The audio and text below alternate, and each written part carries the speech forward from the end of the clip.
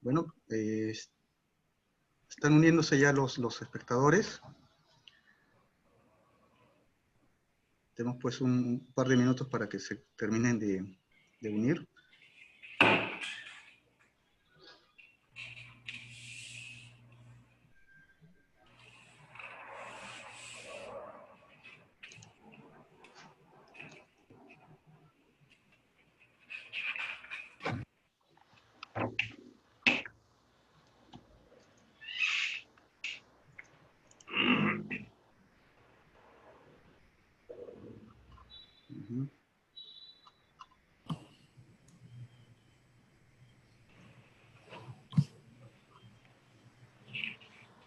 Hemos tenido una inscripción bastante buena, alrededor de 109 inscritos.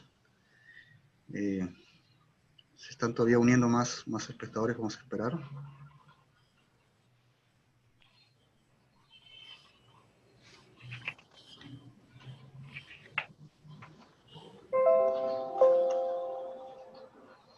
Perdón, Ronald, ¿cuántos dijiste?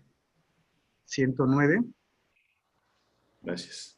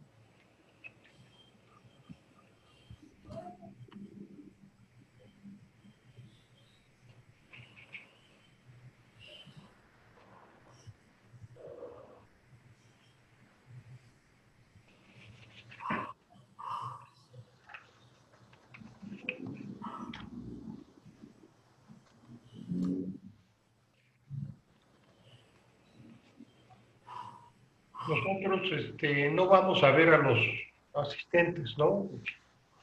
No, pero ellos ya nos están viendo, ya. Ah, vaya. Bueno, yo creo que ya empezamos. Bueno, señoras y señores, tengan todos muy buenos días. En representación de la Unión Interamericana para la Vivienda, le damos la más cordial bienvenida. Y en nombre de nuestro presidente, señor Sebastián Fernández, les agradecemos su interés y participación a todos los que nos acompañan en este foro. UNIAPRAVI es un organismo internacional privado, miembro del Consejo Económico y Social de las Naciones Unidas, que representa instituciones públicas y privadas que participan en el financiamiento y promoción del sector vivienda en América Latina y el Caribe, y desde hace 55 años es el principal referente interamericano en la generación de políticas públicas y mejores prácticas para el desarrollo y el financiamiento habitacional sustentable.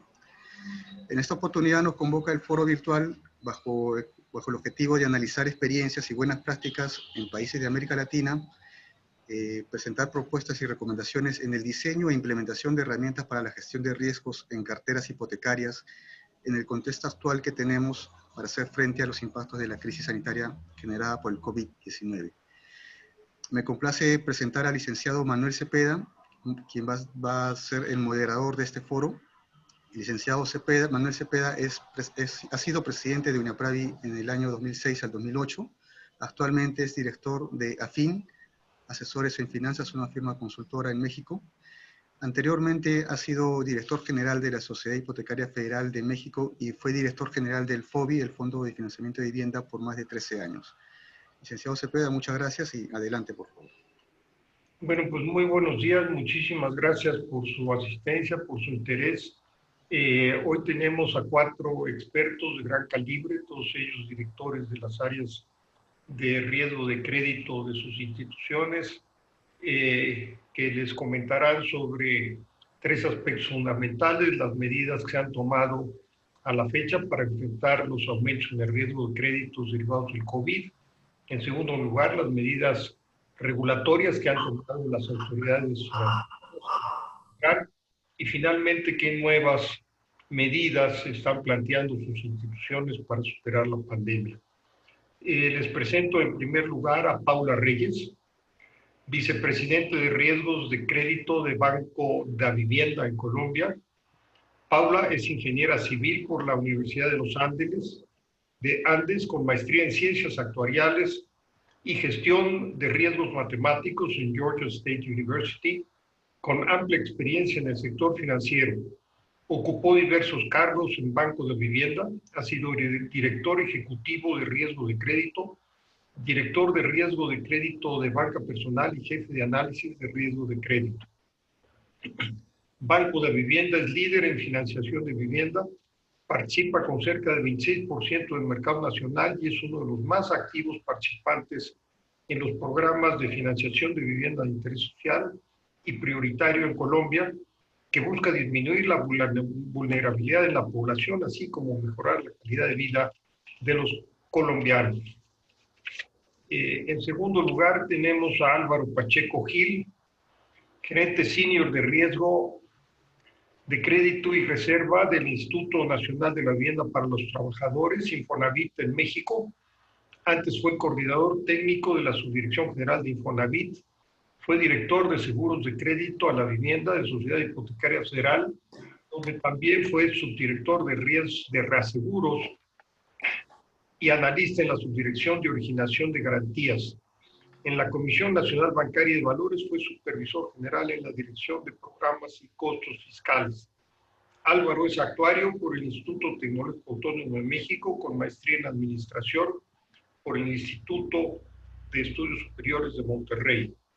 El Infonavit cuenta con un portafolio de 1.3 billones de pesos,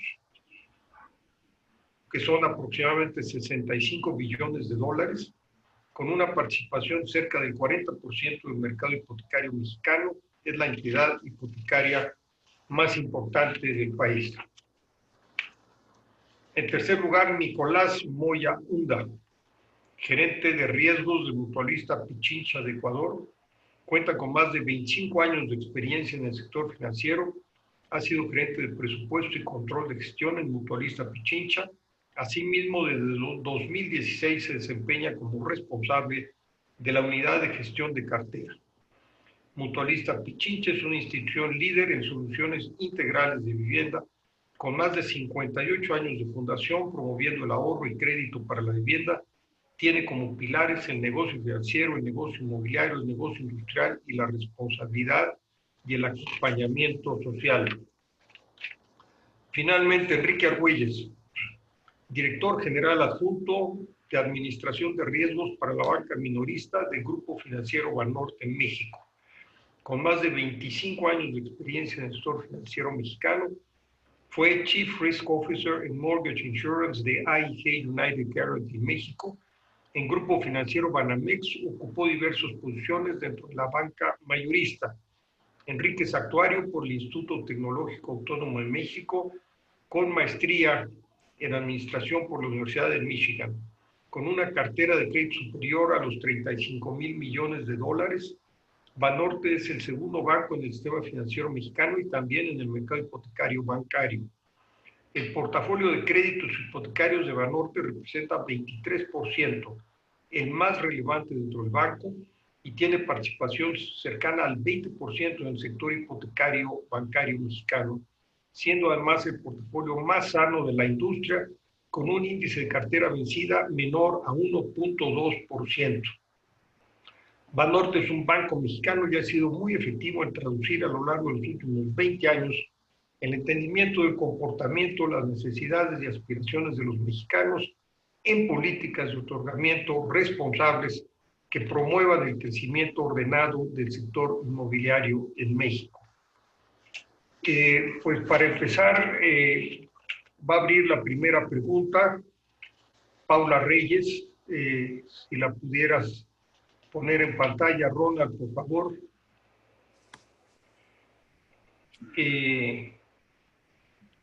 La siguiente, la 2. La primera ronda de preguntas es la siguiente. ¿Qué medidas han implementado las entidades financieras para afrontar los riesgos de incumplimiento en carteras de crédito hipotecario tras los efectos en la economía del COVID-19? Y en su caso, ¿cuál sería el impacto en el fondeo en mercado de capitales? Muchas gracias, Paola. Bueno, muy buenos días para todos. Muchísimas gracias por esta invitación a este foro, a este conversatorio, donde les podré compartir algo de lo que estamos haciendo en el país y en nuestra institución. Si quieren, pasemos al siguiente slide.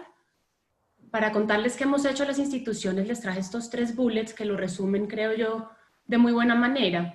En primera medida, en general, las instituciones financieras de Colombia hicimos desde el marzo 17, que fue la declaración de esta emergencia en el país, y hasta el 31 de julio, muy orientados con la regulación de nuestra superintendencia, unos periodos que llamamos periodo de contención, prórrogas y periodos de gracia a los créditos, en donde, si ven las cifras de consumo, vivienda, empresas, en general y a nivel de todo el sistema financiero, prorrogamos y aliviamos las cuotas durante estos 4 o 5 meses, del 51% de los créditos de consumo, cerca de 9.6 millones de clientes aliviados, cuyas cuotas y los intereses se pasaron al final de los créditos, al final de la vida, digamos, de los créditos y pues con consideraciones de no aumentar las cuotas, no aumentar las tasas de interés, no poder capitalizar esos intereses para que de verdad sea un alivio para los deudores. En vivienda, un porcentaje un poco mayor, un 60% de todo el saldo del sistema está prorrogado, cerca de 700,000 clientes, y en empresas un porcentaje un poco menor, 32%. Para nuestra institución, el Banco de Vivienda, como lo decían al principio, somos un jugador importante en vivienda. Nuestros porcentajes de prórroga son un poco menores, alcanzamos a aliviar cerca del 40-50% de la cartera de vivienda. Una segunda medida que implementamos y que nos ha funcionado muy bien durante esta coyuntura es transformar nuestros modelos analíticos y segmentar muy bien, ajustar esas segmentaciones que hacemos de los clientes para tratar de predecir ese nivel de afectación de los clientes a la coyuntura, tratar de ver qué características de los clientes, de su comportamiento de pagos previo, de la situación laboral reciente, podían ayudarnos a predecir un poco ese nivel de afectación de los clientes y esa probabilidad de entrar en prórrogas. Para nuestro caso, y en el caso de vivienda particularmente, las prórrogas fueron automáticas mes a mes durante 6 meses. Todavía en este mes de agosto estamos prorrogando a aquellos clientes que no han podido pagar. Y en general, esperábamos a que el cliente nos diera la señal, digamos, con el no pago de su obligación, de que de verdad no la podía atender. 5 días después aplicábamos la prórroga. Esto fue comunicado, digamos, extensivamente a los deudores. Y de todas formas, si al segundo mes o al tercero el cliente podía pagar, pues lo hacía para que no necesariamente tuviera todas estas prórrogas. Pero con todos estos modelos analíticos nos permitió, digamos, microsegmentar a las poblaciones, entender muy bien la situación particular desde lo que los números y la analítica nos permite para poder desplegar y focalizar en este segundo semestre del año nuevas estrategias de cobros o de profundización o otras estrategias. Frente al impacto en fondeo, en efecto, las titularizaciones de cartera de hipotecaria sí se nos afectaron, se nos afectó obviamente el cronograma de titularizaciones que teníamos planeado, pero ya estamos trabajando en ver cómo encontramos oportunidades para este segundo semestre, entendiendo muy bien la afectación de las poblaciones y entendiendo pues cuáles deudores y créditos son sujetos de nuevas titularizaciones para retomar esos planes en el segundo semestre. Lo positivo, digamos, de la coyuntura es que este impacto no fue tan sustancial, porque si bien disminuimos esa liquidez por la falta de titularizaciones, pues se compensó con un menor volumen de desembolsos por cuenta de los confinamientos, por cuenta de que naturalmente cerramos notarías, cerramos entidades de registro. Entonces la dinámica de desembolsos, tanto en vivienda como en las otras carteras, se nos disminuyó, con lo cual no fue, digamos, tan sustancial el impacto. Entonces eso es de manera muy breve lo que les quería contar que hicimos desde el banco para afrontar esos riesgos de incumplimiento. Muchas gracias. Muchas gracias, Paula. Muy bien, muy interesante. Y ahora pasamos con Álvaro Pacheco, de Infonavit. Sí, ¿qué tal? Muchas gracias. Gracias por la invitación, Unia Pravi, y a ti, Manuel. Vamos a tener la oportunidad de compartirles un poco de lo que hemos estado haciendo en México en la parte hipotecaria. ¿Me pueden ayudar con la siguiente diapositiva, por favor? Bueno, aquí, digamos, de cara a los acreditados, hemos tomado 4 medidas principales. El instituto cuenta ya con digamos, una especie de seguro de desempleo. Es un autoseguro que nosotros mismos nos proveemos, que se llama Fondo de Protección de Pagos. Este seguro lo que hace es cubrir por 3 meses el pago del acreditado una vez que cae en desempleo. Y la medida que se tomó fue flexibilizar este uso del fondo de protección de tal manera que no se le requiera el copago al acreditado. Es decir, de manera natural, cómo funciona es que el acreditado tiene que pagar el 10% de la mensualidad como parte de copago y ante la pandemia lo que se decidió fue liberarles de ese requerimiento para que se pudiera utilizar el fondo de protección de pagos que tenía cada uno de ellos. Es una protección de 6 meses por cada 5 años de vida del crédito. Y eso lo utilizamos también, digamos,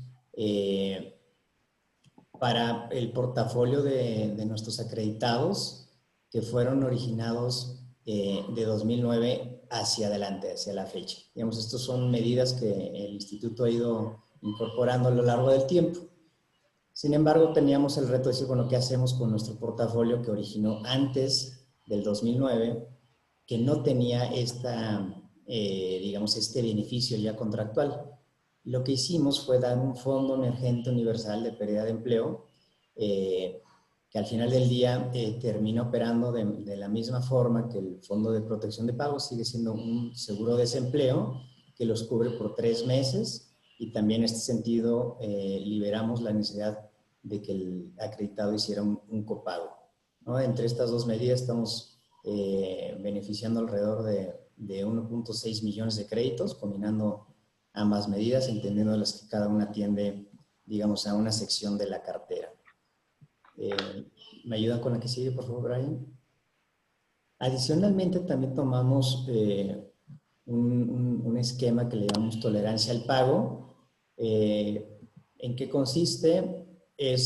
Prácticamente es congelar el saldo del crédito hipotecario y no requerirles el pago durante los 3 siguientes meses, ¿no? En este sentido, digamos, se queda fijo el saldo insoluto del crédito y una vez que transcurran estos 3 meses, podrían ya los acreditados iniciar nuevamente su pago. Y por último, utilizamos lo que le llamamos el paro técnico. Aquí, digamos, algo muy particular del Infonavit en México es que el cobro de los créditos se hace a través de una deducción de la nómina de los trabajadores. Entonces, en este sentido, lo que hicimos es para aquellas personas cuya empresa se había determinado en paro técnico, en ese sentido, lo que hicimos fue disminuirles temporalmente el factor de pago y en este sentido lo que estamos haciendo es también beneficiando alrededor de 3 millones de créditos bajo este esquema. Y esto es un poco lo que estamos haciendo desde la parte de la cartera hipotecaria y con esto, bueno, lo que estamos buscando es permitir, digamos, que llegue a mejores tiempos donde se pueda estabilizar y darle un poco de liquidez a los acreditados para no afectarlos de manera sustancial. Y eso sería, digamos, de manera resumida, las medidas que estamos tomando por el momento. Esto también, como comentario, es que también se está analizando ya una ampliación de estos beneficios, dado que en un inicio, bueno, pues se pensaba que con 3 meses sería suficiente. Ahorita ya se está hablando de 6 meses en estos mismos conceptos, en estos mismos cuatro esquemas. Gracias. Perfecto, gracias Álvaro. Y ahora pasamos con Nicolás Moya. Adelante, Nicolás. Bueno, buenos días con todos. Muchas gracias por la invitación a este importante foro. Les voy a comentar un poco de las medidas que se implementó aquí en Mutualista Pichincha, amparados en ámbitos normativos y en nuestras propias realidades para dar soluciones integrales a los clientes. Por favor, ¿le puedes pasar a la primera diapositiva? Bueno, es una pequeña la misión de Mutualista Pichincha. Nuestra identidad es una institución financiera con más de 58 años en el Ecuador, con una misión con excelencia proveer servicios financieros, inmobiliarios y soluciones habitacionales en un marco de responsabilidad social y el propósito vivienda, hábitat y bienestar familiar para todos. Por favor, ¿puedes pasarle? ¿Qué medidas implementamos en Mutualista Pichincha? Bueno, inmediatamente cuando se dio ya la declaratoria de estado de emergencia el 12 de marzo, comenzamos con un programa paulatino de implementación de medidas. Básicamente era ver cómo estaba el tema de negocio, ¿sí? Confirmación de clientes, de mantener las solicitudes de crédito que tenían vigentes, la comprobación de la situación financiera de los solicitantes, análisis de capacidad obviamente económica, como esto trastornó todo el tema de la economía, se paralizó todo el país, había que hacer un reanálisis de clientes, revisión de actividades económicas de mayor riesgo y estabilidad laboral. Hubo una restricción en la colocación de créditos a nivel del sistema financiero, sí hubo una necesidad de cuidar la liquidez de las instituciones ante una posible corridas que no se llegó a materializar. El tema de la liquidez sigue fuerte en el país. Y hubo una poca demanda de créditos por las restricciones propias de la pandemia, ¿sí? Hubo una autorización de nuestro ente de control de diferir hasta 6 cuotas las operaciones de crédito. Obviamente eso se aplicó a los clientes que necesitaban de este diferimiento, obviamente con la preocupación a futuro que nos queda una vez que pasen esas 6 cuotas, qué es lo que va a pasar. Pues vamos a ver un poco más adelante que adicional a esto hubo una focalización sobre estos clientes y un seguimiento para darles soluciones a sus necesidades crediticias adecuadas a la nueva realidad y capacidad económica que tienen actualmente. Entonces, inmediatamente según el deferimiento, se están entablando reuniones inmediatas con los clientes, llamados telefónicos de los clientes, para ver su verdadera capacidad de pago y ya vamos a ver un poco más adelante qué les estamos proponiendo para que puedan seguir honrando sus obligaciones crediticias. Como les decía, se intentó las cuotas, después de proceder solo un segundo para terminar esta lámina, se intentó que las cuotas igual no se incrementen con este diferimiento, sino que mantengan las mismas cuotas a futuro. Los intereses también fueron diferidos en el mismo plazo del crédito y obviamente se mantuvo la cobertura de los seguros. En ese sentido, también contamos con un seguro de desempleo y de enfermedades por 6 meses que cubre a los clientes en caso de la no posibilidad de pagar la obligación. Por favor, ¿le puedes pasar ahora sí? ¿Qué se hizo también con los equipos de gestión de cobranza? Obviamente, la pandemia cambió la realidad que teníamos. Entonces, se hizo una focalización en la capacitación, tanto a los equipos internos que manejamos como a los equipos de gestión de cobranza de empresas terceras que manejamos, en la afectación de la emergencia a los índices de mora por producto. La gestión para la mejora de la contención, para evitar el deterioro, gestión de focalización de portafolios, obviamente había que focalizarnos sobre los clientes que más nos preocupaban, que eran los que pedían diferimiento, manejo de tablas personalizadas de acuerdo a la realidad de cada cliente. Esta es una realidad que estamos viendo. No todos los clientes tienen la misma capacidad de pago, o hay clientes que piden que por favor se les personalice sus tablas de amortización, se les dé cuotas especiales, se les dé tablas de amortización creciente, se les programe pagos específicos en ciertos periodos del año en los que se recibe por negocio o por temas. Aquí en Ecuador tenemos los 13º que se pagan en Navidad, que son sueldos adicionales, o los de ingreso a clases, entonces quieren personalizar su crédito de acuerdo a los flujos que van a recibir. Y también el tema de la pandemia, cuando se declaró todo el tema notarial, el tema judicial quedó en stand-by. Entonces también teníamos que mantener acercamientos con los stakeholders, obviamente, para mantener los temas de demandas de cartera, los temas de cobranza. Fue importante esos acercamientos para no parar y de cierta manera seguir manejando los mismos esquemas de gestión de cobranza. Por favor, ¿le puedes pasar? La focalización de gestión de cobranza también fue importante. Como les mencioné, sí debíamos de hacer un seguimiento específico a los créditos que pidieron diferimiento para irnos más allá, porque nuestra preocupación, el tema de cobranza este año es crítico para nosotros. debemos ir más allá y ya lograr acuerdos con estos clientes una vez que lleguen a finalizar sus periodos de diferimiento y ya al momento que lleguen ya estar con la nueva realidad del cliente y con un nuevo crédito reestructurado, refinanciado, para que se adecue a la verdadera capacidad financiera del cliente. ¿Sí? Clientes con mayor requerimiento de provisiones, clientes con montos importantes de vencido, empezamos a analizar la aceleración de las carteras para focalizar también lo que era la cobranza y, como decía, los acercamientos que estamos realizando con todos nuestros clientes porque este es uno a uno, la realidad de cada cliente es distinta. Entonces, no podemos empaquetar soluciones, sino tenemos que ver la realidad de cada uno de los clientes para ir dándoles soluciones integrales. Entonces, para esto también hemos integrado a más de 10 personas del equipo interno de mutualista de cobranza para que hagan un acercamiento uno a uno de los clientes para lograr estos acuerdos. ¿Me puedes pasar, por favor?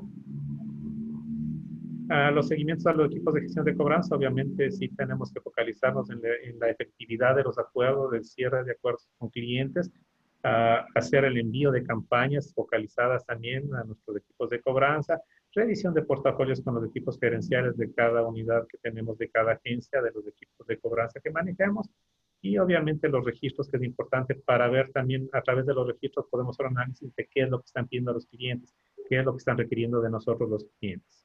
Por favor, pásale. Por último, lo importante de esto, el acuerdo de pagos con los clientes. Generar actas transaccionales con los clientes, la innovación, refinanciamiento, reestructuración y lo que les menciono, estas tablas que estamos creando para adecuarnos a la realidad financiera y a la realidad de la capacidad de pago actual de cada cliente para ofrecerles una verdadera solución a futuro y no solo el tema de diferimiento que sí nos preocupa. El diferimiento es una medida transitoria que si bien alivia las decisiones financieras, también el tema de morosidad y requerimiento de provisiones, le da una tranquilidad al cliente, pero no es una solución integral a futuro. Entonces, no estamos focalizando en crear verdaderas soluciones del cliente de cara a su nueva realidad financiera que va a tener. Listo. Pásale, por favor. Con este es el primer punto. Muchas gracias, Nicolás. Muy amable. Y ahora con ustedes, Enrique Argüelles de Valor. Enrique. Bien, buen día, muchas gracias, buen día a todos. Pues creo que mis colegas lo sumarizaron ya bastante bien. Si le damos a la siguiente, por favor. Yo resumiría las medidas que tomamos en la banca en general en México en tres grandes, que sería el diferimiento de pagos. Ahorita entro un poco a detalle de eso, muy similar a lo que Paula nos acaba de comentar que hicieron en Colombia. Un esquema de descuentos y reestructuras a través de las áreas de recuperación de activos y finalmente un esquema proactivo de apoyos selectivos, ¿no? En principio de cuentas decirles que pues, la pandemia se declaró en marzo. Para el 15-16 de marzo ya estábamos prácticamente todo el banco en home office. Nosotros salimos con los apoyos de diferimiento de pagos el 23 de marzo. La realidad es que todavía ni siquiera estaban autorizados por la autoridad mexicana, pero ya se veía claro qué era lo que iba a suceder y si no hacíamos algo, el problema iba a ser mucho más grande que el costo que hubiéramos tenido que afrontar en ese momento. También, como saben, México no es ajeno a los desastres naturales, como huracanes y terremotos.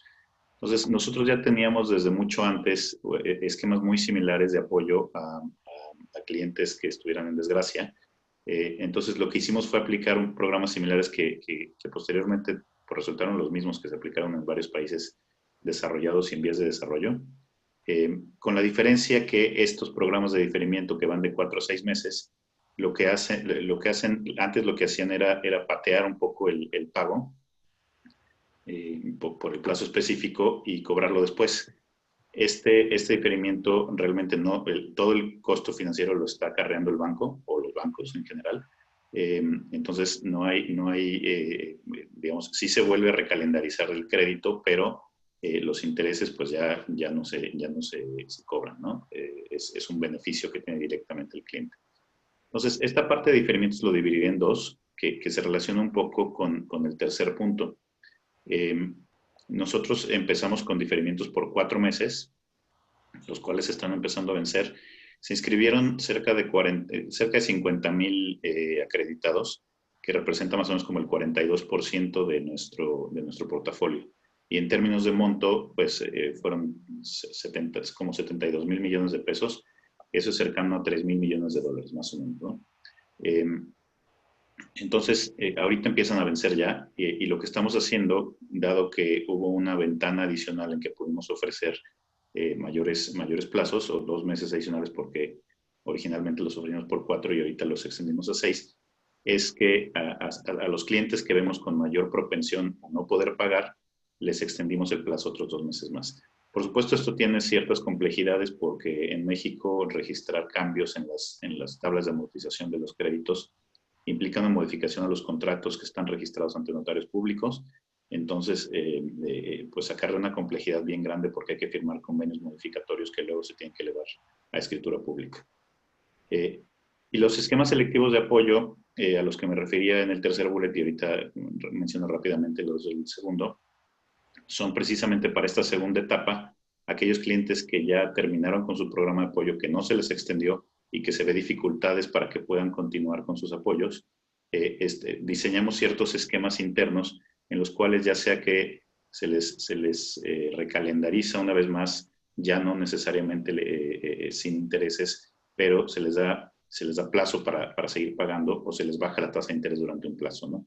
Estos esquemas se hacen a través de segmentaciones, de acuerdo a lo que vemos en el buró de crédito y el comportamiento interno y al arraigo que tiene el cliente, y con eso se va seleccionando a quienes se les otorga. Y los esquemas de descuentos y reestructuras son a través del área de recuperación de activos a los clientes que definitivamente pues, no están pudiendo pagar desde el inicio de la pandemia. Los diferimientos de pago solo se dieron a los clientes que estaban al corriente. Pues desde el inicio de la pandemia tenemos esquemas de descuentos y reestructuras para clientes que ya estaban en morosidad, e incluso ahora los que están cayendo nuevos también, y son selectivos y no necesariamente todos empatan en un mismo cajón, ¿no?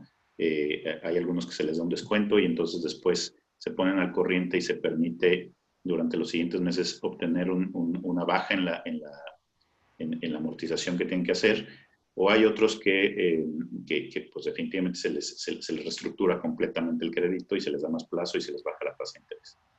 En general, esas son las medidas de contención que hemos aplicado aquí en México y en Banorte en particular. Muchas gracias, Enrique. Muy bien, pues si quieren pasamos ahora, por favor, a la segunda pregunta, que es qué cambios regulatorios, estrategias y o políticas de apoyo han implementado los organismos reguladores, bancos centrales o el gobierno a favor de las instituciones financieras o de los deudores de créditos hipotecarios. Por favor, Paula, si fueras tan amable de iniciar esta ronda. Claro que sí, Manuel, mil gracias. Acá y muy en línea con lo que nos estaba contando último Enrique, la Superintendencia Financiera de Colombia hizo 2 normatividades para diferenciar 2 etapas también de atención a los deudores. Todo lo que hemos venido haciendo ha sido en línea con esta regulación. Si quieren pasemos al siguiente slide, por favor.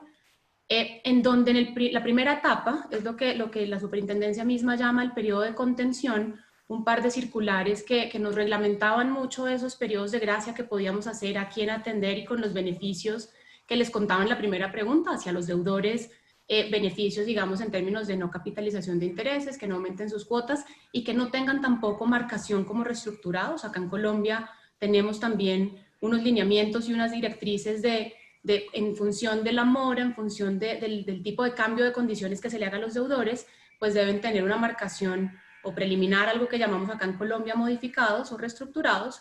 Durante este primer periodo y también en la segunda etapa, no vamos a tener esa marcación para los deudores como apoyo, digamos, a que puedan salir de esta situación.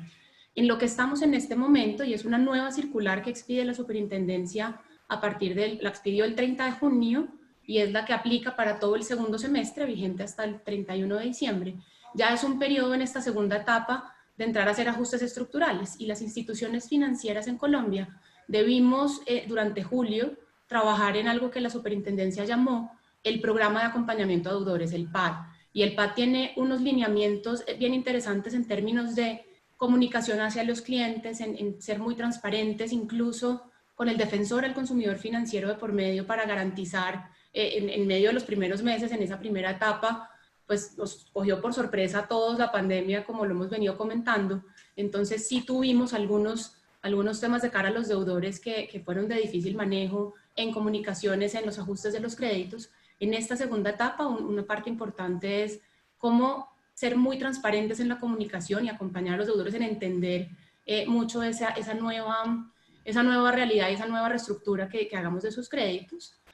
También, y nuevamente, tanto la superintendencia como lo que veníamos haciendo las entidades, y en particular la nuestra, desde antes, era esa segmentación que les comentaba, también pues estuvo enfocada en ese grado de afectación de los deudores en sus ingresos, ver mucho la transaccionalidad que venían haciendo con nuestras cuentas de ahorros, con las tarjetas de crédito, y poder entender si estaban cambiando sus hábitos transaccionales como una medida de bueno, si dejaron de recibir ingresos en las cuentas o empezaron a transar menos en las tarjetas de crédito, o por el contrario, seguían sin afectación.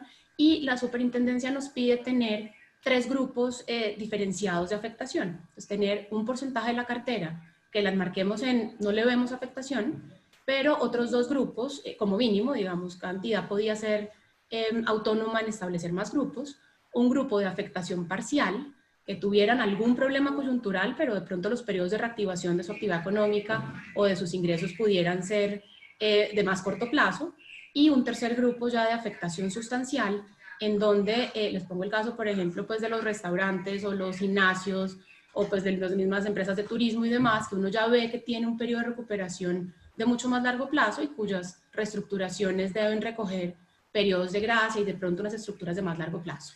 Entonces, pues para los clientes, los beneficios también muy parecidos a los de la primera etapa, y para las entidades también nos dieron algo de legislación en cuanto a reconocer bien el riesgo, porque los indicadores de cartera, si ustedes miran los indicadores en general de las entidades, pues están disminuyendo por morosidad, porque contuvimos literal en estos 4 meses primeros los rodamientos de cartera, pero por debajo las entidades debemos estar reconociendo ese riesgo, si bien no necesariamente en las calificaciones, porque las mismas circulares dicen, por ahora no le deteriore la calificación al cliente para tratar de acompañarlo en que no se vea, digamos, en las centrales de riesgo esa afectación, entonces que dejémosla congelada a febrero, pero sí guardando unos niveles de cobertura importantes a través de unas provisiones generales. Y como un segundo punto también de apoyo del gobierno, pues no sé qué tanto conozcan todos los que nos están escuchando, nuestro programa Fresh en Colombia, pues es un programa, nuestro fondo, digamos, de reserva de estabilización de cartera hipotecaria, es un fondo que maneja el Banco de la República, y el gobierno otorga unos subsidios, sobre todo enfocados a vivienda de interés social, en donde es una cobertura de tasa de interés que en función de si la vivienda es prioritaria, o bueno, en función, ha habido varios programas a través del tiempo, cubre entre 2.5 y 4% de la tasa de interés de los créditos. Durante los primeros 7 años de vida de los créditos, a partir del año 8, las entidades son autónomas en determinar si mantienen esa cobertura, pero ya con recursos de la entidad, o si pues incrementan las tasas a los créditos. Esas coberturas, y pues sin prever que nos iba a pasar esta situación, no permiten la reestructuración de los créditos, no permitían la reestructuración de los créditos, puesto que en la medida en que yo a largo plazo, pues ese 2% que tiene el Banco de la República calculado como apoyo a cada deudor, terminaría siendo un valor mayor en esos primeros 7 años, pues porque la amortización del capital se disminuye y se alargan los plazos de los créditos. Entonces, en esta coyuntura y durante, digamos, muy alineado con esa circular 7 y 14 que salieron en marzo, los ministerios sacaron una reglamentación frente a todos los créditos que tuvieran coberturas del gobierno no perderían esa cobertura de tasa, siempre y cuando esos periodos de gracia no se extendieran de 6 meses. Entonces eso nos permitió, y como les contaba en la primera pregunta, nosotros extendimos por 6 cuotas estos créditos, pues poderle extender este beneficio también a los clientes que tienen cobertura. Nuestro portafolio de vivienda de interés social tiene cerca del 70% del portafolio es con cobertura, al final son hogares de bajos ingresos, para los cuales fue muy interesante poder acceder a estos periodos de gracia y pasar hacia el final de los créditos, las cuotas, sin perder sus coberturas. Y pues en estudio, digamos, seguimos trabajando con el gobierno ahora en esta segunda etapa, cómo será ese acompañamiento frente al PAD, sobre todo los créditos, como les digo, que gozan de estas coberturas del gobierno. Entonces, nuevamente, eso es un breve resumen de lo que desde la superintendencia y los ministerios se ha trabajado en materia de apoyo para la coyuntura. Gracias, gracias, Paula. Álvaro, por favor, si pudieras comentar. Sí, gracias, Manuel. Con mucho gusto. La que sigue, por favor. Bueno, aquí, digamos, yo les voy a platicar desde el enfoque particular del Infonavit, ¿no? Que es únicamente dedicado al otorgamiento de crédito hipotecario. Y en este sentido, digamos, el regulador en México es la Comisión Nacional Bancaria y de Valores. Aquí lo que hizo fue emitir una serie de criterios contables especiales temporales que están, digamos, buscando apoyar a las instituciones financieras para no incrementar la cartera vencida y, digamos, también muy parecido a lo que comentaba Paula, ¿no? El tema de no considerados como cartera reestructurada, en fin, con criterios para no aumentar el vencimiento de los créditos y el reconocer este tipo de productos que les comenté en mi primera participación, estos programas de apoyo, como beneficios válidos en términos de la constitución de reservas crediticias, es decir, los flujos que salen de estos fondos, digamos, nos permitieron que se consideraran como flujo por parte del acreditado y esto, pues, al final del día apoya en el término de no estresar más el requerimiento de las reservas crediticias, ¿no? Y esto, bueno, pues permite mantener la solvencia de las instituciones, digamos, en este caso, tipo del Infonavit. Y ese sería, digamos, en términos muy simples, cuál ha sido, digamos, el apoyo por parte del gobierno, esta parte de la regulación que nos está permitiendo, digamos, bueno, ir pasando a través de esta situación de la pandemia. Muchas gracias. Gracias, Álvaro. Muy bien. Nicolás, si fueras tan amable. Gracias. Pásale, por favor, de diapositiva. La siguiente, por favor. Listo. Miren, de manera básica en el Ecuador, casi inmediatamente luego de la declaratoria del estado de excepción, que fue el 12 de marzo, el 22 de marzo, la Junta de Política y Regulación Monetaria emitió su primera resolución, en la cual daba la potestad del diferimiento extraordinario de obligaciones crediticias, ¿sí? Entonces, básicamente, en el cual se otorgaba a todas las instituciones financieras la potestad de hacer un diferimiento de las cuotas de los créditos con la aceptación tácita del cliente, ¿sí? En ese sentido, teníamos un diferimiento de 6 cuotas que mandaba la norma de manera básica, que de manera excepcional y temporal las entidades financieras podrían modificar las condiciones originalmente pactadas de los créditos, ¿sí? Manteniendo la calificación del crédito, que la calificación que mantenía al momento de la aplicación. Las modificaciones de las referidas se generarán por iniciativa propia del cliente o de la institución financiera a partir del 16 de marzo. El diferimiento ordinario de obligaciones crediticias de los pagos y las cuotas de interés por concepto de obligaciones financieras no causarán intereses moratorios, gastos, recargas ni multas durante el periodo acordado con el deudor. Y también una norma básica para proteger también la cobertura de la cartera de clientes era la prohibición de reverso de provisiones durante todo el ejercicio económico del 2020. ¿Sí? Unas regulaciones intermedias que no modificaron mucho a estas. ¿Puedes pasarle, por favor? Y la última cambio importante que fue la del 2 de julio, en donde fue mucho más amplio la potestad de reestructurar las operaciones de los clientes. En ese sentido ya se cambió el tema de refinanciamiento por reprogramación de operaciones. Y en ese sentido eran las negociaciones de las cuotas de las obligaciones crediticias encaminadas a atender la situación actual del sujeto de crédito sin que en ello implique que se haya una nueva obligación. Sobre la misma obligación nos daban la potestad para generar unas nuevas tablas de amortización, ¿sí? En ese sentido se aplicaría por pedido del cliente o por necesidad de la propia institución financiera. Obviamente al cliente había que comunicarle y al cliente simplemente con el envío de un correo, un mail, se da por aceptada esta obligación, salvo que el cliente dé su negación tácita a no hacer este tipo de reprogramación de su obligación. ¿Puedes pasarle, por favor? Aquí un poco podemos ver los cambios regulatorios, cómo era el mecanismo convencional, cómo es la ley de apoyo humanitario que se emitió justamente aquí en el país. Obviamente, temas importantes. ¿Qué tenemos? Se cambiaron la calificación de riesgo para reportar la cartera vencida. Antes la cartera vencida aplicaba hasta la calificación, hasta la calificación B superior a B2 se podía aplicar un requerimiento. Actualmente B2 todavía está calificado como riesgo normal. También se pedía que no haya el cambio de la congelación de calificación bajo el nuevo esquema de refinanciamientos o reprogramaciones de deudas. Había el congelamiento de las calificaciones de los clientes.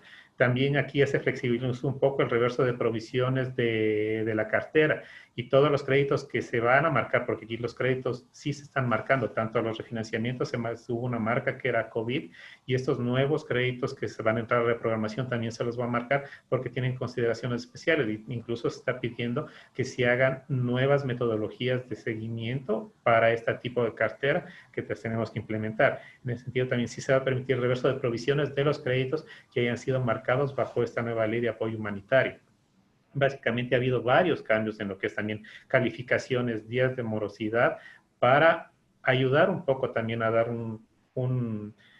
una contención al requerimiento de provisiones y a la morosidad de cartera por lente de control, y también, como les mencioné, de cara al cliente. Entonces, esta segunda norma sí fue mucho más amplia, permitiéndonos obviamente entrar a modificar integralmente las operaciones de crédito de cara a los clientes, que es lo que justamente les mencioné en la parte anterior, es lo que estamos buscando, dar una solución integral a los clientes con esta modificatoria que nos permite obviamente la ley, para llegar a acuerdos que realmente cubran la necesidad de nuestros clientes. Básicamente eso sería. Por favor, si le puedes pasar. Gracias, Nicolás. Si ahora pasamos con Enrique, por favor. Gracias. Sí, gracias. Sí, le podemos poner la siguiente. Bueno, para complementar un poco lo que ya dijo Álvaro, porque pues al final es el mismo país. La realidad es que el gobierno actual no ha emitido tantos apoyos o tantas directrices como las que acabamos de escuchar en Colombia y en Ecuador. Realmente nosotros el único apoyo que nos está dando el gobierno es en este tema de los criterios contables especiales que mencionaba Álvaro, que básicamente se refiere a que las reestructuras que estamos haciendo bajo estos programas específicos de diferimiento, no los que mencioné antes, sino exclusivamente los de diferimiento de pagos, se puedan considerar que no son reestructuras y no generen reservas adicionales. Incluso durante el periodo de tiempo, pues se queden estáticos sin morosidad, no se tenga que reportar a buró de crédito. Bueno, pues esto ha ayudado significativamente a contener tanto la morosidad, que si le han podido dar seguimiento, pues viene hacia abajo, curiosamente, y por otro lado, la generación de reservas. La otra parte que sí ha sido un apoyo es, como les mencionaba en el punto anterior, para poder registrar una reestructura hay que modificar las escrituras que tenemos ante el registro público de la propiedad.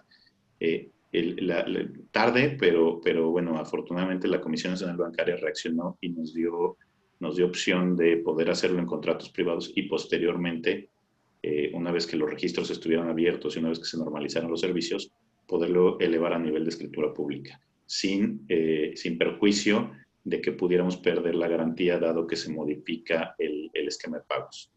Entonces, como ustedes saben, el gobierno mexicano es nuevo, bueno, relativamente nuevo, 2 años, pero lo que sí sucedió es que en los organismos reguladores hubo cambio completo de dirección y de administración, digamos, ¿no? Entonces, los que venían llegando no tenían mucha experiencia y no supieron reaccionar rápidamente a la contingencia que nos estábamos enfrentando.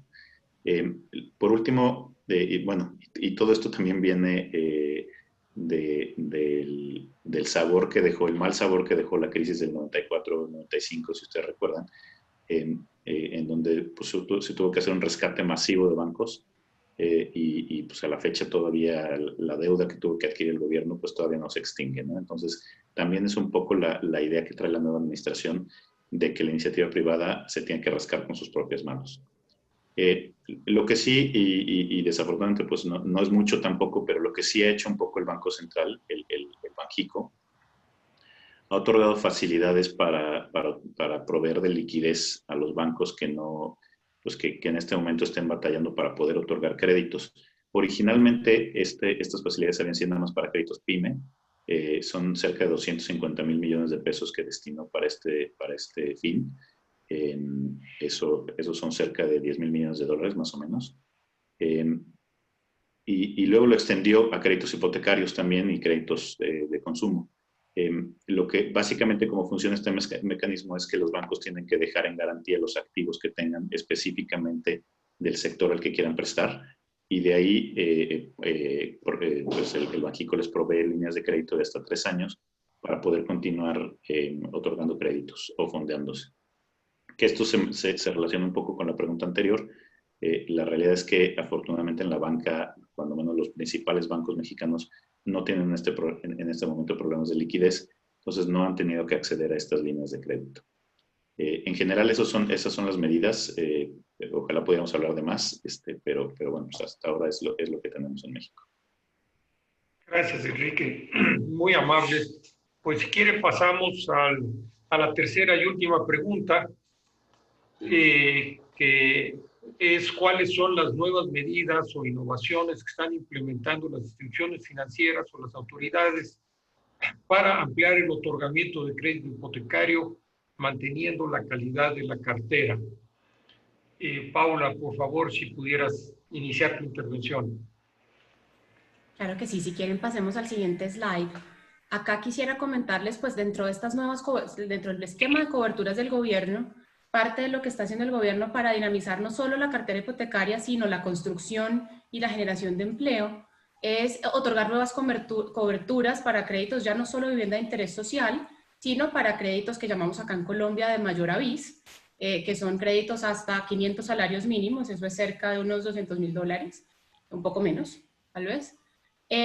Y estamos, digamos, en discusión con el gremio, con nuestra asociación bancaria y otros bancos, tratando de plantearle al gobierno un esquema en donde esa cobertura de tasa de interés o la nueva cobertura que está saliendo, que va a ser un poco más plana, puedan anticipárnosla durante los primeros 2 años para poder pasar esta coyuntura y que los deudores puedan tener mayor beneficio mientras salimos, digamos, de esta afectación en los ingresos, y pues que esas coberturas en los siguientes años, hasta el año 7, se disminuyan sin que el gobierno, digamos, tenga que hacer una cobertura mayor a la que igual haría si la hiciera homogénea, digamos, a través del tiempo. Ahí y acá en Colombia tenemos un problema, y es que los sistemas de amortización, tal vez era Álvaro el que nos contaba que tenía unos sistemas de amortización flexibles y que podía, digamos, o de pronto era Nicolás en Ecuador, que podían, digamos, jugar con cuotas extras o con menores cuotas al principio y después más altas. En Colombia los sistemas de amortización están reglamentados y no nos permiten esa flexibilidad. Entonces estamos como gremio intentando innovar en cómo hacer que los deudores, si bien tengan que amortizar capital durante sus cuotas, pues puedan tener como ese escalonamiento que le permitan, digamos, pasar esta crisis.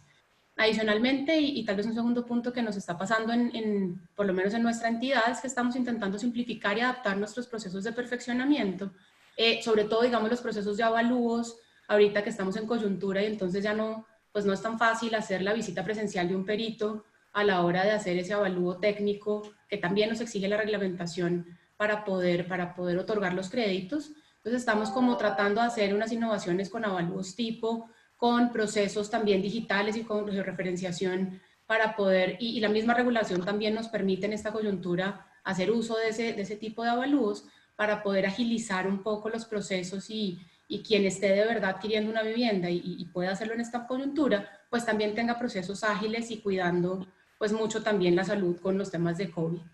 Y finalmente ese último bullet que les tengo ahí es es tal vez un mensaje de lo que, de verdad, el aprendizaje que nos dejó esta coyuntura, y es no solamente el uso de los modelos analíticos, sino la sinergia que logramos hacer en el banco. Nosotros venimos desde hace varios años en un proceso de transformación digital, no solo en vivienda, sino en otorgamiento de productos de consumo, en otorgamiento de productos patrimoniales, CETES y demás, hasta para las pymes también, y particularmente en vivienda, pues también digitalizando y transformando mucho los procesos internos.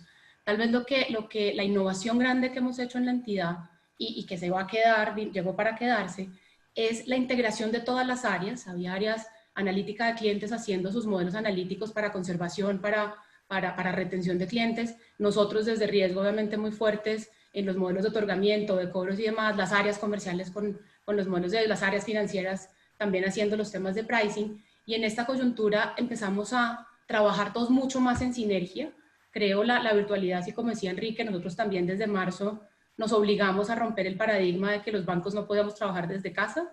Estamos todos trabajando el 70% del banco desde la casa. Y yo creo que esta virtualidad nos ha permitido además hacer mucho más sinergia entre las diferentes áreas del banco para poner, digamos, todo ese despliegue pues, analítico y comercial y de todas las fuerzas hacia nuevas oportunidades o de retención o de profundización, o pues evidentemente de acompañamiento a los clientes. Entonces creo hacia adelante, si bien la incertidumbre sigue estando y creo tendremos un par de años difíciles, el aprendizaje y estamos haciendo un boost en esa transformación digital que yo creo va a hacer la diferencia en los años siguientes.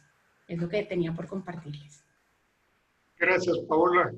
Bueno, yo nada más quiero comentar que primera vez que conocí la vivienda fue en los años 90 y ya tenían unos esquemas de atención al público mucho más flexibles que en el caso de México. Tenían horarios hasta tardes de la noche, tenían una enorme cantidad de microsucursales, han sido muy innovadores en crédito la banca colombiana y específicamente la vivienda desde hace muchos años. Si ahora pasamos, Álvaro, con tu presentación. Sí, claro, Manuel. La que sigue, por favor. Bueno, aquí respecto a las medidas que estamos tomando en términos de otorgamiento de crédito para buscar mantener la calidad de la vivienda, se desarrolló un nuevo modelo de originación, le llamamos el Infonavit T1000, ¿no? Precisamente buscando esto, ¿no? Mejorar la calidad de la cartera sin restringir, digamos, los niveles de aceptación. Y un poco aquí lo que hicimos es, nosotros por el volumen de colocación que tenemos, colocamos alrededor de 350,000 créditos anuales hipotecarios. Digamos, nuestros modelos son paramétricos, es un modelo paramétrico para la determinación si alguien es sujeto de crédito o no, ¿no? Y en ese sentido, digamos, lo que estamos haciendo ahora es utilizar un modelo que va a tener información propia del derechohabiente y, digamos, particularmente lo que volteamos a ver son los bimestres que lleve cotizando la persona. Digamos, un poco para los que no son de México, esto se refiere, digamos, a las personas aquí en México, los que trabajan en la formalidad, tienen acceso a instituciones de seguridad social y el patrón los da de alta ante estas instancias. Entonces, ese registro nosotros lo conocemos, ¿no? Y eso le llamamos nosotros los bimestres continuos cotizando.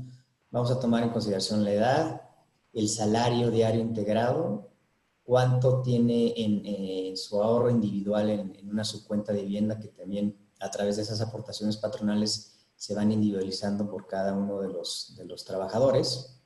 El tipo de trabajador, si es, digamos, temporal o permanente. Y también adicionamos variables de la empresa, es decir, volteamos a ver la empresa en la que labora y con esto podemos ver el comportamiento de pago precisamente de ese patrón hacia el Infonavit, en qué lugar se encuentra, qué rotación laboral tiene la empresa, ¿no? Es decir, la estabilidad laboral que puede tener la empresa. Nosotros tomamos en consideración, digamos, tomamos fotografías anuales de, digamos, el número de personas que laboran en cierta entidad y vemos cuántas de esas personas permanecieron un año después, ¿no? Y sacamos promedios móviles con este tipo de información. Y esto, digamos, nos da la posibilidad de determinar cuál es la probabilidad de que dicha persona pierda su relación laboral. Es un poco también, el contexto es un poco particular para el caso del instituto, en términos de que aquí, mientras la persona se encuentre empleada de manera formal, pues el pago de la hipoteca prácticamente está garantizado, ¿no? Dado que se hace un descuento de la nómina del trabajador. Entonces aquí lo que nos interesa mucho es predecir la probabilidad de que vaya a perder esa relación laboral. Una de las mejoras que estamos haciendo es incorporar también la información de la actividad económica en la que se desempeña el trabajador. Ahora también vamos a considerar a qué se dedica, ¿no? el trabajador, porque también hemos observado ya con evidencia pues, que sí hay digamos, una diferencia en función de la actividad con esta probabilidad de desempleo. Adicionalmente, digamos, esto ya lo veníamos haciendo, pero reforzamos algunos criterios, tomamos en consideración la información que se tienen en las sociedades de información crediticia, es decir, el buró de crédito, ¿no? De las personas. Con base en esta información vemos el nivel de endeudamiento, vemos ese comportamiento de pago, pues es que en su caso podríamos disminuirle el porcentaje del crédito que le podríamos otorgar. ¿No? Ya estamos incorporando también algunos conceptos de Machine Learning, digamos, para hacer la determinación de los grupos de cada una de estas variables y como resultado final se tiene, digamos, una calificación que creemos que va a ser un poco más intuitiva, similar, digamos, a las calificaciones escolares, y en este sentido que fuera más fácil para el derechohabiente, digamos, conocer qué calificación tuvo. Digamos, cambiamos la escala, ¿no? Realmente este es un tema más como de que pueda ser más fácil comunicar el resultado de su evaluación. Y esto es lo que estamos pensando nosotros lanzar para principios del próximo año. Obviamente son modelos que tienen que...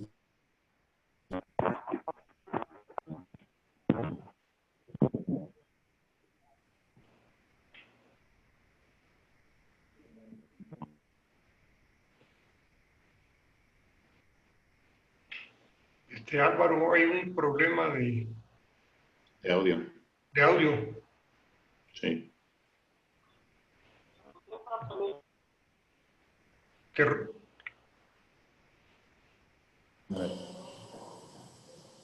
Bueno, ok, muchas gracias. Gracias, Álvaro. Nicolás, por favor. Muchas gracias. Pásale, por favor, a la siguiente.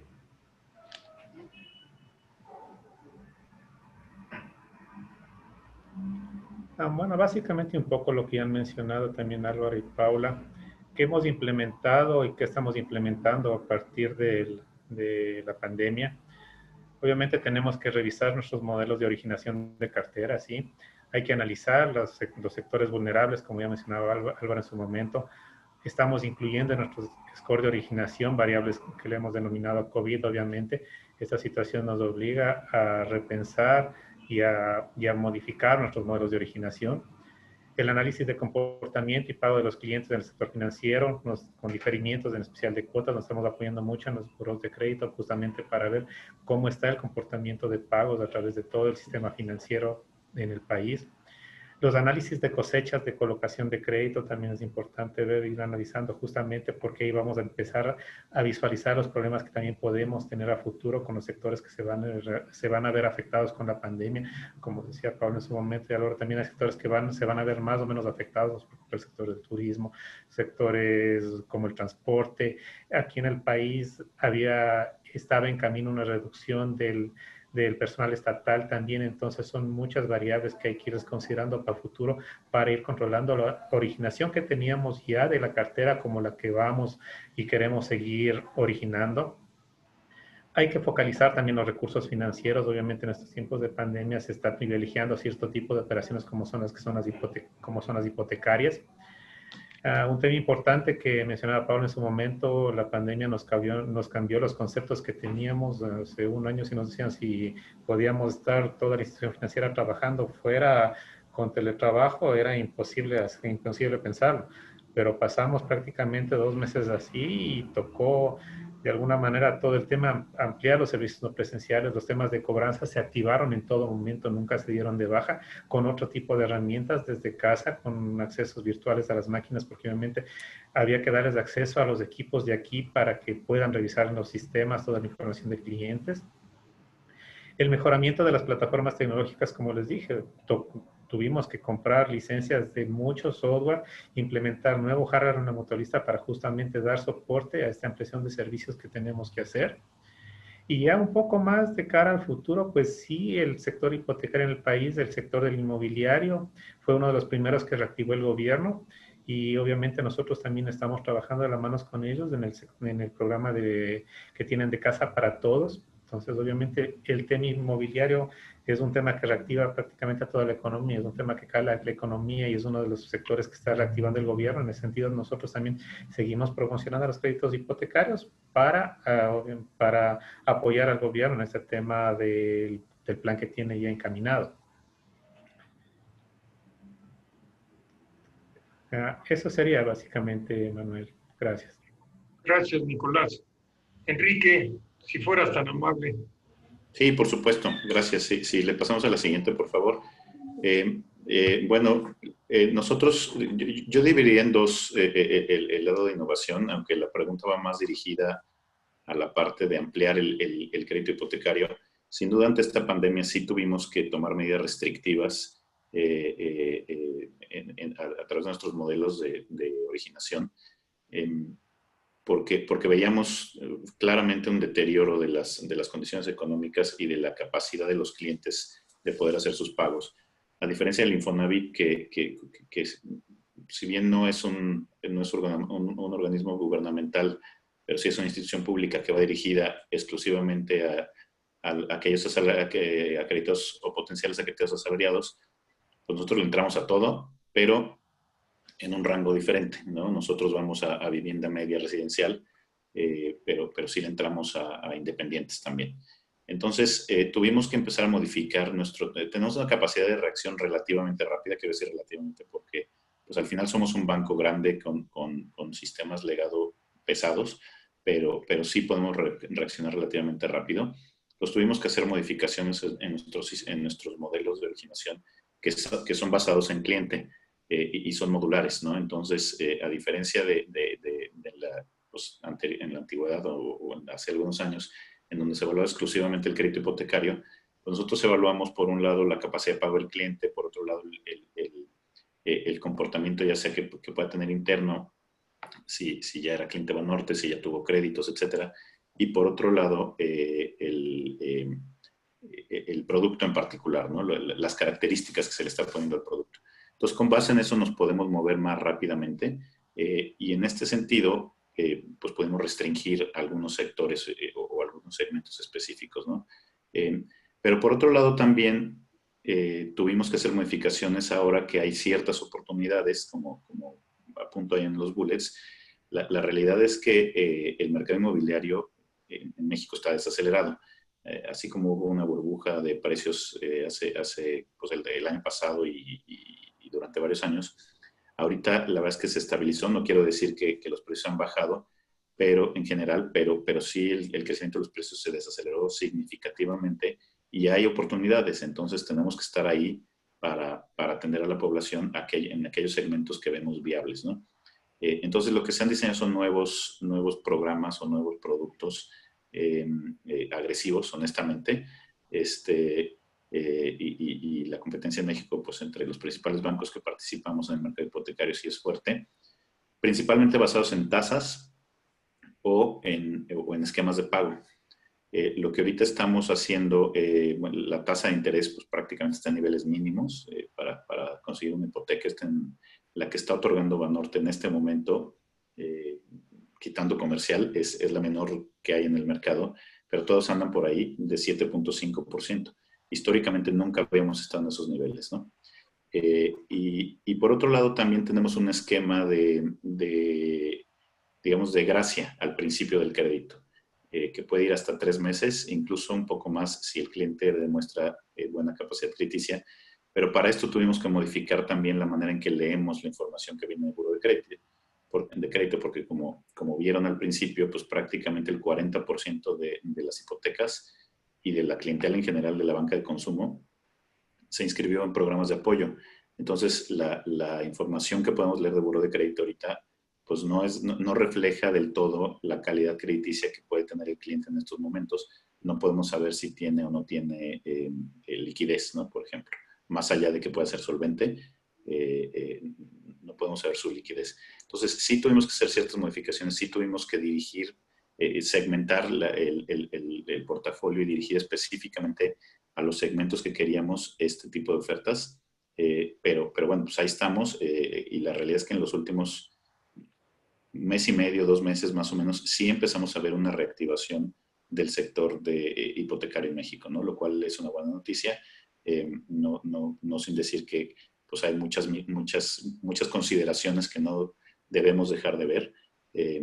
Pues la pandemia aún no se acaba, también el impacto económico todavía no sabemos bien a bien si va a ser del 10 o del 12% en México, nada más en el 2020. Y bueno, pues tenemos el tema político electoral que tenemos el próximo año, que también pesa importante en la economía mexicana. En general, eso es lo que estamos haciendo en Banorte. Perfecto. Gracias, Enrique. Gracias, Pablo, Álvaro, Nicolás. Bueno, yo tenía una primera pregunta, porque veo que por un lado el impacto de la pandemia pues se ha reflejado en cartera vencida, en reestructuras, mayor requerimiento de reservas, y esto de seguro ha afectado la rentabilidad y el índice de capitalización de los bancos, y eso pudiera representar un freno para el otorgamiento de crédito en los meses siguientes. Pero por otro lado, como bien lo señaló Enrique, las tasas de interés están en niveles bajos, y estamos viendo que en Estados Unidos pues el crédito hipotecario está teniendo un crecimiento enorme, porque justo las personas quieren aprovechar este nivel bajo de las tasas de interés. Entonces, bueno, quería preguntarles cómo ponderan ambos efectos en el otorgamiento, en la capacidad de sus instituciones para otorgar crédito en los próximos meses y que se reactive la actividad económica o la actividad crediticia. Muchas gracias. Bueno, Paula, no sé si pudieras aclararnos algo al respecto. Claro que sí, Manuel. Yo tal vez coincido con lo que decía Enrique ahora, en términos pues sí tuvimos que ser mucho más restrictivos, sigue habiendo mucha incertidumbre. Acá el mercado colombiano empieza también a ser muy competitivo en tasas. A mí, ahorita digamos en el banco estamos trabajando mucho en ese balance en donde pues nosotros dueños de pérdidas esperadas estamos haciendo afectaciones de las pérdidas esperadas por COVID, haciendo toda la modelación de hacia dónde creemos van a llegar los costos de riesgo, van a llegar las carteras. Entonces, en contraposición, digamos, con cómo hacer esos beneficios en tasa para poder reactivar, creo que estamos haciendo los ejercicios. En mi opinión personal, no es tan sencillo llegar a esa bajada de tasas, dado que al final hay mucha presión sobre los balances de las instituciones, los costos que hemos incurrido por toda esta prórroga y ese recaudo que no hemos tenido en estos meses, incluso pues también en cuotas de manejo, en comisiones, en ingresos por servicios del banco, que también como beneficio a los clientes hemos tenido que otorgar. Entonces creo yo a tu pregunta de cómo vemos ese balance, lo estamos trabajando, creemos sí que es un muy buen mecanismo para además permitir que los que han venido pagando, los que logren reactivar esos pagos, tengan el incentivo de mantenerse pagando vía reducción de tasas, pero como les digo, en contraposición seguimos haciendo todos los ejercicios, pues porque el balance y los balances en general de los bancos siguen teniendo muchísima presión en diferentes rubros, no solo en el costo de riesgo, que pues creo yo es uno de los más importantes. Es lo que diría yo frente a tu pregunta. Claro, claro. Álvaro, el instituto pues iba a resentir también en sus resultados, y eso cómo pudiera afectar su otorgamiento de créditos. Sí, Manuel, mira, en ese sentido yo lo que te diría es que si bien, digamos, estamos teniendo presiones en la, digamos, la constitución de reservas, ¿no? Ficticias, yo creo que en la parte de la liquidez que tiene el Infonavit particularmente para seguir otorgando el crédito hipotecario, yo creo que estamos bien, no vemos ninguna presión. Realmente creo que es un tema más de mercado, ¿no? De que se pueda tener probablemente un producto más, más atractivo. Obviamente tú lo conoces muy bien, el reto del instituto es balancear ese portafolio, ¿no? Un poco lo que comentaba Enrique, ¿no? Hace un momento. Nosotros estamos muy enfocados en la parte de interés social. Aquí sí damos otorgamiento de crédito para personas que ganan 3,000 pesos, no sé, $150 mensuales, ¿no? Desde ese nivel de ingresos mensuales nosotros entramos a otorgar crédito. Y bueno, y de ahí hasta arriba, ¿no? Hasta 25 UMAS. En fin, en ese sentido, creemos que estamos en posibilidades de todavía tratar de mejorar nuestra mezcla de colocación en términos de esta combinación de los acreditados de bajos ingresos con los de altos ingresos, porque justo ese es el reto de poder tener una cartera sana, ¿no? Obviamente, con ese enfoque social que caracteriza al Infonavit, creemos que sí, también estamos en posibilidades de mejorar nuestra oferta del producto hipotecario que actualmente tenemos, obviamente no a niveles de una banca comercial, ¿no? Que atiende a otro tipo de segmentos, pero en ese sentido yo creo que sí estamos en posibilidades, no vemos ninguna restricción en el tener la capacidad de atender la demanda que podamos conseguir, Manuel. Ese sería mi comentario.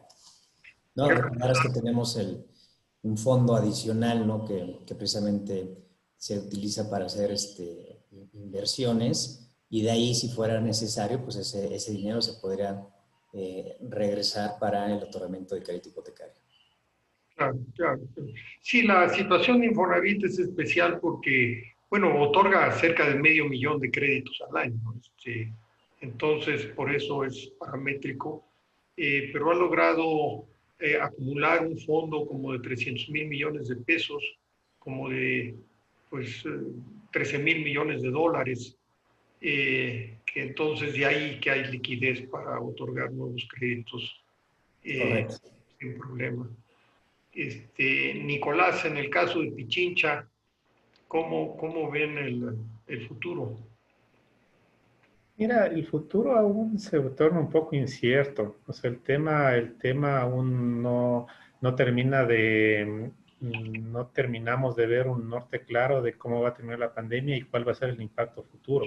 Si bien, como te menciono, el país, los primeros sectores que reactivó fue el tema de la construcción nuevamente por el impacto económico que tiene, nosotros sí seguimos focalizados en el tema de la vivienda, porque obviamente tenemos que focalizar los recursos que tenemos. Con el tema de vivienda, nosotros también tenemos tasas reguladas. Estos programas que saca el gobierno subsidia las tasas. Entonces, sí estamos, como te digo, enfocados en el tema de focalizarnos en estos planes del gobierno que estamos apoyando, como el que les acabo de mencionar. En el sentido de crédito inmobiliario, crédito hipotecario, sí lo seguimos concediendo. Obviamente, el apetito de los clientes también ha disminuido significativamente. No tenemos la misma afluencia del backlog que teníamos antes de operaciones de crédito, y es un tema que poco a poco va a ir recuperando la confianza en la gente también. Obviamente el mercado inmobiliario de aquí el país también sí ha resentido el tema de las viviendas. Están viviendas a precios mucho más bajos de lo que estaban antes de la pandemia. Ha caído también el tema de el tema de los precios de las viviendas. Obviamente hay una demanda de vivienda bastante alta en el país, de viviendas que están vendiendo. Entonces, en ese sentido, como mencionaba Paula, también sí es un tema que debemos ir controlando el riesgo. Estas medidas, de cierta manera, que han tomado los gobiernos de ciertos países, lo que han hecho es, pues, camuflar un poco la realidad, dar un oxígeno a las instituciones, porque si no el tema de, hay una pregunta en el chat, el tema de los impactos de morosidad y el requerimiento de provisión de la cartera, si hubiese sido importante y significativo si los gobiernos no hubieran tomado estas medidas. Obviamente son medidas parciales que debemos afrontar en algún momento, y por eso la importancia de empezar a ver a futuro qué vamos a hacer con los créditos que ya teníamos concedido, y como les mencionaba, a futuro cómo va a ser los esquemas de originación de cartera, ¿sí? El tema de PIG, pues obviamente sí va a resentir este año. La originación prácticamente se congeló por 3 meses. Los temas de PIG también aquí son temas que se los ve bastante a menudo. El momento de hacer los análisis y tener ROEs y ROAs bajos, pues sí afecta a los apetitos también de socios y de posibles socios para las instituciones. Entonces sí debemos ir balanceando los dos temas, colocación de crédito y mantener también cartera adecuada, y obviamente unos indicadores que vayan también a la par. Entonces sí vemos todavía un año incierto en el tema de la colocación. Esperemos a ver cómo va a estar pasado. Yo esperaría ver una reactivación mayor a partir del mes en el último trimestre del año, pero no creo que lleguen, como te digo, a ser tan buenas como las que se tenía esperada en algún momento, ni cerca. Y obviamente esperar a ver cómo partimos del próximo año. Como te decía, en el país, gracias a Dios, no ha habido problemas de liquidez. Sigue el sistema sólido en el tema de liquidez, pero obviamente sí se resintió la colocación de crédito por 2 o 3 meses bastante fuerte. Gracias, Nicolás. Enrique. Sí. Mira, yo coincido con mis colegas en el sentido de que todavía es muy incierto, y bueno, a reserva de sonar muy comercial y bajo el disclaimer de que yo me dedico a administración de riesgo, no a la colocación de crédito. En Banorte sí hemos reactivado la parte de colocación de crédito hipotecario de manera importante, ¿no? La verdad es que nunca la soltamos, sí se frenó durante los meses de abril, mayo y junio, pero julio y agosto hemos visto una reactivación importante. Lo cierto es que los diferentes países que estamos aquí presentes hemos reaccionado de forma diferente a la pandemia, con mayor o menor éxito, y pues aquí la verdad es que es difícil ser árbitro, pero lo que está sucediendo en México es que, a pesar de que no está controlado todavía la pandemia, pues la gente ya está urgida de reactivar la economía, ¿no? Entonces, sí estamos viendo actividad, a pesar de que están cerrados bueno, no están cerrados, están, digamos, los registros y las notarías están trabajando a mucho menor ritmo que antes de la pandemia. Sí estamos viendo actividad, sí estamos viendo ofertas agresivas.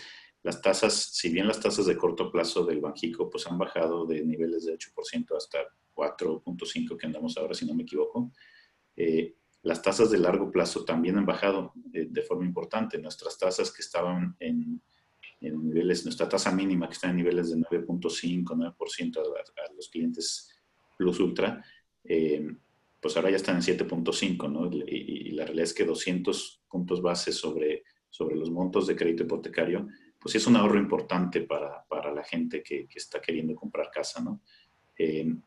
Y por otro lado, sí hemos encontrado nichos importantes o segmentos de mayor seguridad, como bien lo comentaba Álvaro, ¿no? El segmento de asalariados, en la medida en que podamos entender la estabilidad que puede tener una persona en su empleo, es mucho más fácil poderle otorgar un crédito hipotecario, ¿no?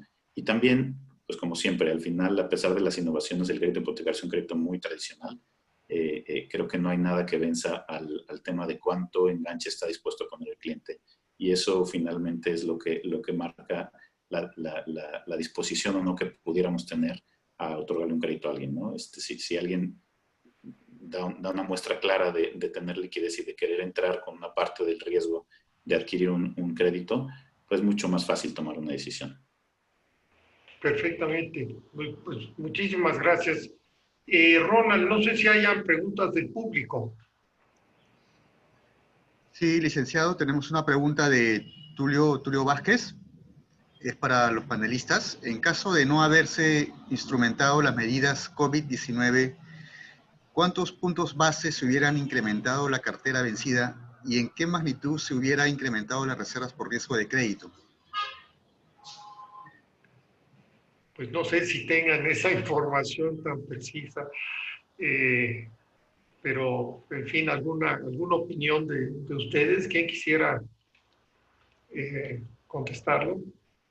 Pues mira, si quieres yo puedo decir algo. La realidad es que sí es muy complicado ahorita poderlo predecir, porque no hubiéramos, como hubo suspensión de pago de una buena parte de la cartera, realmente no tenemos claro quién de esos acreditados que entraron en suspensiones sí tenía la capacidad y nada más quiso tomar el programa por si acaso, ¿no? Por si lo necesito. Incluso hubo gente que dijo, bueno, mientras destino los recursos a otras cosas, pero sí tenía la capacidad de pagar. Y otro segmento de la población no la tenía. Probablemente para instituciones como el Infonavit es más fácil porque tiene la lectura de quién está todavía recibiendo ingresos. Pues para nosotros no lo es, ¿no? Y el tema de qué tanto se hubiera incrementado la cartera vencida, yo creo que es bien relativo al tamaño de la cartera vencida de cada una de las instituciones. Yo les podría anticipar que cuando menos en reservas de crédito, pues sí, en monto total de reservas yo creo que sí ha habido un ahorro por lo menos del 5% de lo que hubiéramos tenido que constituir, lo cual no es menor, ¿no? Probablemente el 5% suena poco, pero sobre el monto de reservas que podemos tener las instituciones no es tan pequeño, ¿no? Claro.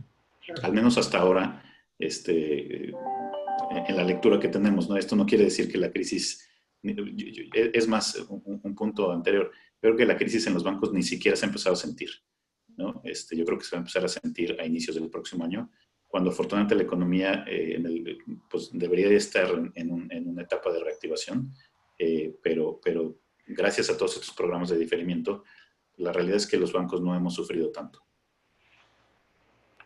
Yo tal vez quisiera agregar, y coincido casi en totalidad con lo que decía Enrique, particularmente en la cartera hipotecaria, yo diría esos niveles de costo de riesgo y las provisiones que se requieren, si bien creo que sí, esa ola, digamos, de deterioro la vamos a ver comenzando el próximo año y posiblemente perdurando hasta el 2021.